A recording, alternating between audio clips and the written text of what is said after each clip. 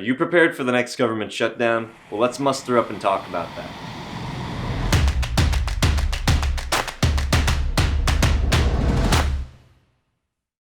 Hey, welcome back, Military Journeyman. If you're new to this channel, my name is Julian Miata, and my goal is to help you through your military journey by giving you the best military tips and money-saving hacks. So subscribe so you can keep up to date.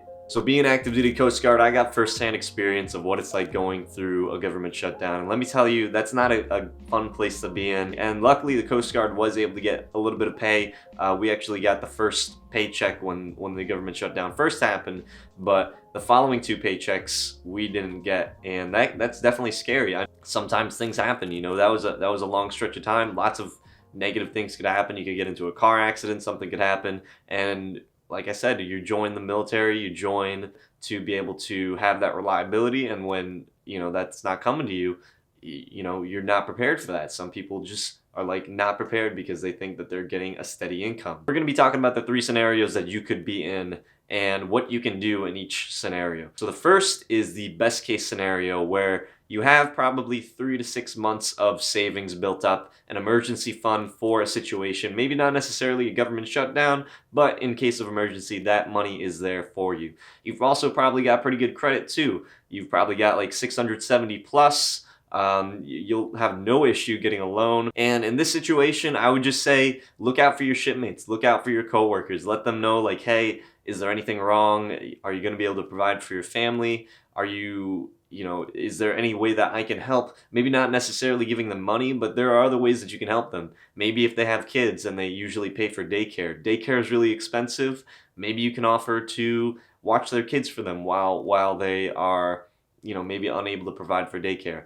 Maybe you can cook them some meal, invite them over to your house, let them have a meal, because that's a stressful time when it's like, should I pay for this food, or should, if you invite them over, let them know that you're there to support them. That's a nice way to help your coworkers, help other people that are not in a position that you are. And that's the whole point of having money, being financially ready, being financially stable, is that you can take care of the people around you. Because what's the point of money if you're not going to use it, just keeping it for yourself and just protecting yourself? Scenario number 2 is that you're the average consumer. So you've probably got maybe $500 to $1,000 extra. You're living paycheck to paycheck, but you've got a little bit extra that you're not too worried about. That's like your fun money. You use that money to pay for your F-150 or whatever it is. You've got a little bit extra that you can use, but you're not prepared for something that's going to happen. You're missing a whole month's paycheck.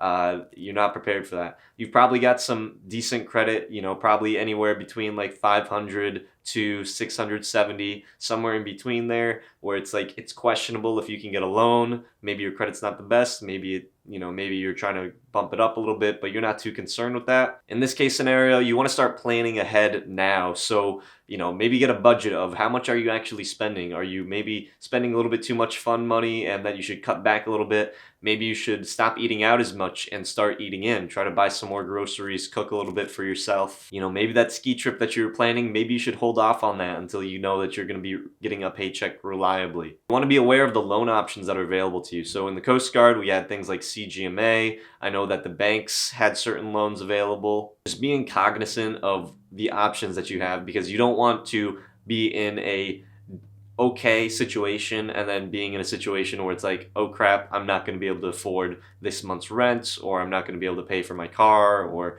whatever expenses do come up. Third is the worst case scenario. So you're living paycheck to paycheck and your credit is probably not the best. You've got probably less than 500 for your credit, and you're just in a situation where it's like you're having to pay bills. You have to pay medical expenses, you have to pay for your home, you have to pay for these things, and you're maybe a little bit in debt, and you're in a situation where it's like you need this next paycheck just to get by. For this type of scenario, you want to take immediate action. So if you have like a spare room, maybe getting a roommate. If you have some things that maybe you don't need anymore, try to sell those. I've actually made a lot of money being able to just sell stuff off of like the Facebook Marketplace or Craigslist. I've always got a box of things that I'm trying to sell. I call that doing the Marie Kondo. You declutter your life and you try to get rid of it. Maybe someone else can find a purpose for it, but when you're in a situation where it's like you have to be able to get a little bit of money for gas or get a little bit of money for food. Getting rid of the things that are unnecessary is definitely good for you, and you're able to provide that to somebody else. But just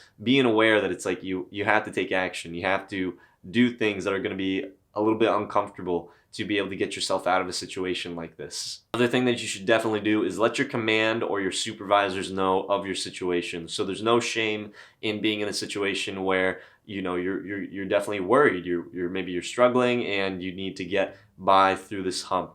And if you let your supervisors or your command know, they can provide you with resources. I know that with the Coast Guard, they had a lot of food drives. They had a lot of gift cards for like gas, for like groceries, but lots of food drives, lots of ways to be able to supplement. They also had loans available through the Coast Guard that are interest-free and that they could give up to, I think it was around $1,500 at the time, and they also had grants available, diaper drives, stuff like that. So lots of resources available that you should take advantage of if you're in a situation where it's like you need the assistance. Lastly is choose a bank that supports you. So during the shutdown, there was a little bit of a hiccup with one of the larger banks that I was actively going to, and I recently just switched to Navy Federal because they were offering interest-free loans, and they would actually give you your pay even if you weren't actually receiving it, and they would just deduct that from you when you started receiving it. So that was a really nice benefit that inspired me to switch over to Navy Federal. I'm going to give it a try for a little bit because I did like the previous bank that I was at just because it was easy and it was very fluid.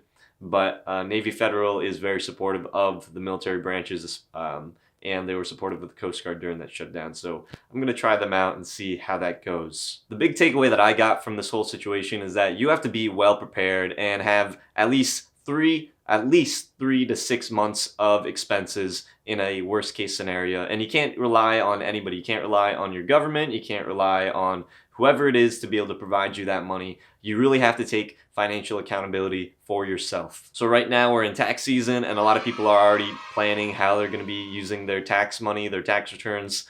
I would suggest taking that money and then putting it into an emergency savings. And it's kind of funny that the same people that were kind of struggling through the shutdown and worried about the next paycheck are the same people that are planning on using all their tax money, all their tax return to be able to do something fun or buy something new, instead of maybe using that money to be able to save that for a rainy day fund or anything like that. They're planning on just spending it. So maybe take this tax return time as a way to build up that emergency fund so that the next time there's a government shutdown or the next time something major happens, that you are prepared. But let me know how you're preparing for this government shutdown. Were you well prepared? Were you underprepared? What are you going to be doing differently if there is another government shutdown coming up? Let me know in the comment section down below. Hope you guys liked this video. If you did, give it a big thumbs up and consider subscribing, guys. If you like this video, check out this video right here or keep watching right here. Until next time, guys. Peace out.